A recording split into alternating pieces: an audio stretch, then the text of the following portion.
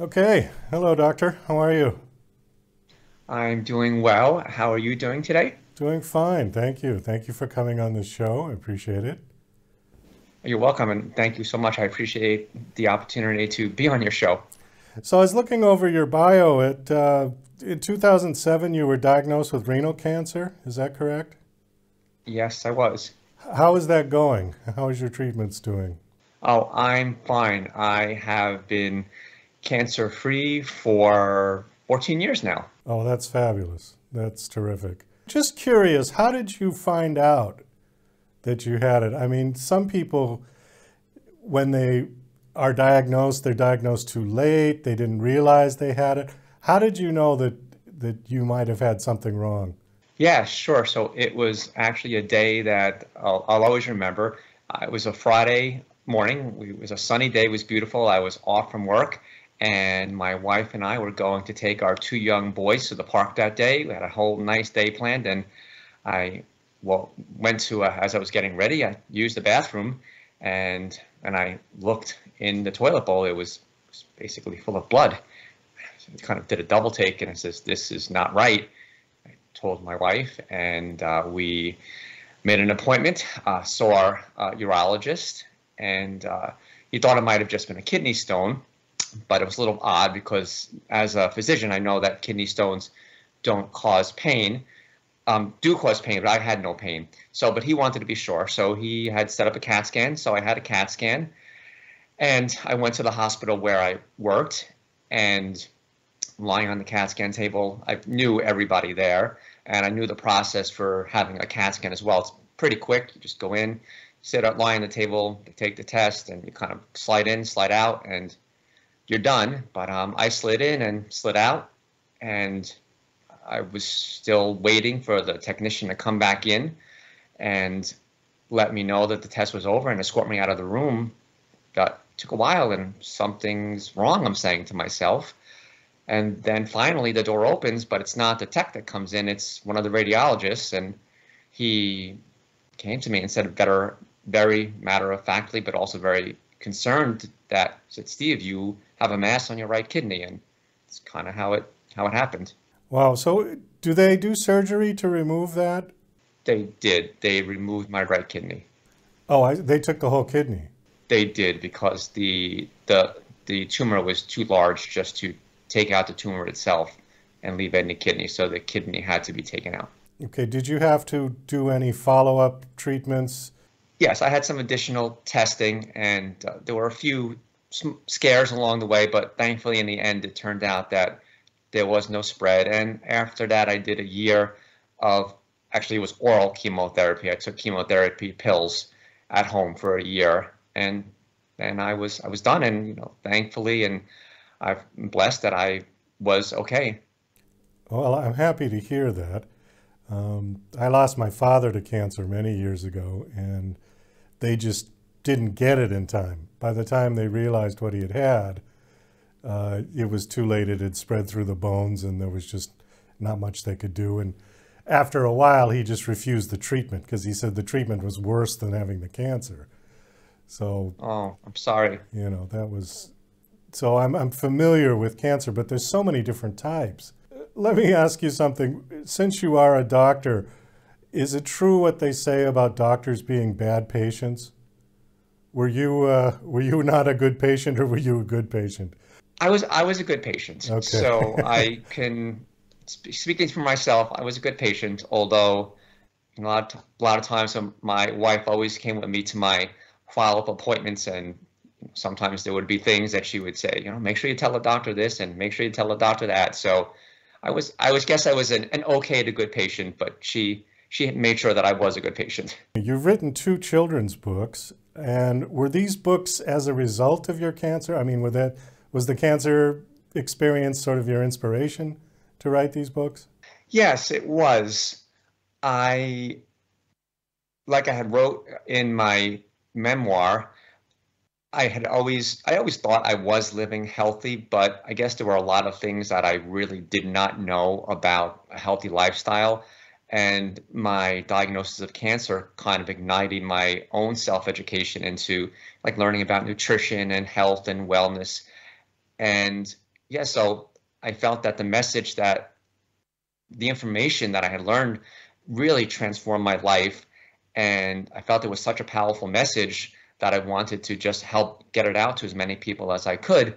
And I felt that children would definitely be a great audience, because this information is definitely important for children as well as adults, because if people can start out very early on living healthy, they would likely carry that on into adulthood. So yes, it did inspire me. I wanted to get my message out, but I wanted to get it out in a fun way for children within a story, so that hopefully it would stick with them better and they would be entertained at the same time that they were learning. Well, according to your bio, it says that this is sort of part memoir and part inspirational. Give me an example of something that's from the book.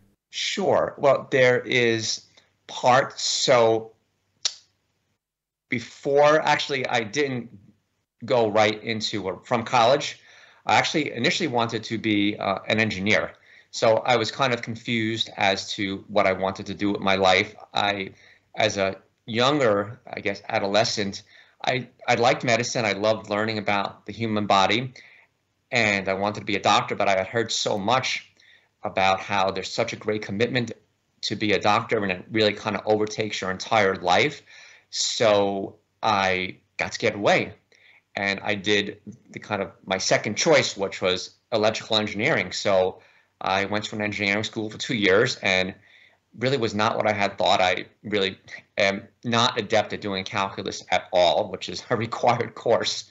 So I started questioning what I was doing, and I actually spoke to counselors. I took a lot of computer-based value inventories, really trying to find myself and figure out what it was I wanted to do. And they all pointed to me being a doctor. And so I really was kind of confused. I had been an undergraduate for 2 years, and still really didn't know what I wanted to do with my life, and had this thought of being a doctor again. And one night I had spoken to my doctor. I'll always remember, to my dad rather. I'll always remember that night we were having a conversation. I told him about my conflict, and he said, "Steve," he says, you just really have to do what makes you happy." He says, even if it's hard and it requires a commitment, if you are enjoying it, then you're going to be happy, no matter how much of a commitment it takes. And so those words changed my life, and I wrote about that in one of the chapters of the book. Well, it's very true that nothing rewarding in life is easy. At least I've found that to be true. You have to, number one, enjoy what you're doing, but it also has to be challenging. Just by virtue of it being easy doesn't necessarily mean you'll enjoy it. There's a lot of things in life that are easy that I don't enjoy. I would much rather be challenged, and because I feel more satisfied at the end when I'm finished. Would you agree? Yeah? Exactly.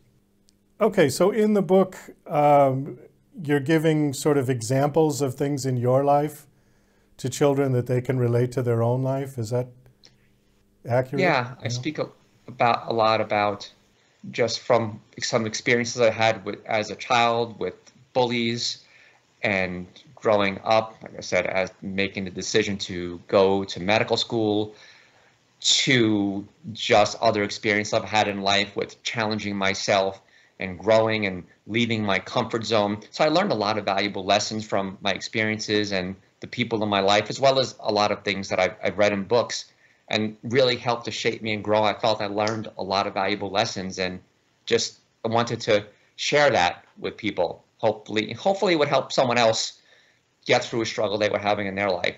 Is there anything that you can mention that you're doing differently now than you were doing before the cancer diagnosis, in terms of diet or exercise, or anything that you made a major life change? Sure. Before my cancer diagnosis, I had basically been consuming a lot of processed foods. I thought they were healthy, but I was not correct. But so I basically consumed a lot of processed foods and wasn't really doing too well in the fruits and vegetables department. So after my diagnosis, I really started to shift to trying to eat foods in their most natural state as I can. Basically, foods that were as minimally processed as I could most of the time. Did it affect your weight at all when you did that? Well, weight was never an issue for me. I've always been a pretty thin guy my whole life. So it wasn't really an issue of weight. It was just, I guess, more so just overall health. And it definitely had a greater sense of focus and vitality, felt more energetic with my changing lifestyle than I had before. So you're one of those guys that could just basically eat anything and never gain weight? Yeah, that's pretty much me. Okay, you're the kind that I hate because I'm the one I'm the one who just looks at food and puts on weight. So that's always been my struggle. Yeah. So you said this is the second children's book. What was the first one that you wrote? Or is it a series or? No, they're standalone books. The first one is actually, it's called Josh and Joey's Incredible Museum Adventure. It's actually a museum adventure. These four children, they're on an adventure through a museum, and during the adventure, they're learning about health and nutrition. There's some aliens involved there as well. And actually, the Josh and Joe are actually, they're based on my sons, Josh and Joey. And the second book is, again, theme of health and nutrition and healthy lifestyles. And it is it's a story and activity book. So there's puzzles in there. I wanted to make it interactive. Did you run the books by your kids as sort of editors and reviewers before you put them out? Yes, yeah? Absolutely. They are my toughest critics. Yes, my children and my wife, they read the books and they gave me lots of feedback. How old are your children? Well, now they are 17 and 15. When I wrote the book, the first book, they were probably 5 and 9 when I wrote the first book. Okay, because I was going to ask what kind of age range the book is geared towards. It's geared towards the first book, the Museum Adventure. I would say it's probably 7 to 9-year-olds. And the second book, which is called The Lost Ugu, it's probably a little bit older, 9 to 11-year-olds. And My Steps Forward, which is the latest one, the book is out now? Yes, it is. Okay. How's it doing? It's doing okay. I'm just really trying to get the message out. I think it's an important, message for people to have. And I think it's the feedback I've gotten, people like it. It's pretty fun reading. So, I'm hoping to spread the word more. Okay, great. Well, we do have to wind this down. Thank you for coming on the show. Do you have a website that you want to give out? Yes, sure, I do. It's Steve Piriano.life. So STEVE, P as in Peter, IRIANO.life. And my books are also available on Amazon. What's on the website? Links to the books and information? Links to the books, a bit about me, and I have a blog as well. So there's my blog posts are there. Okay, great.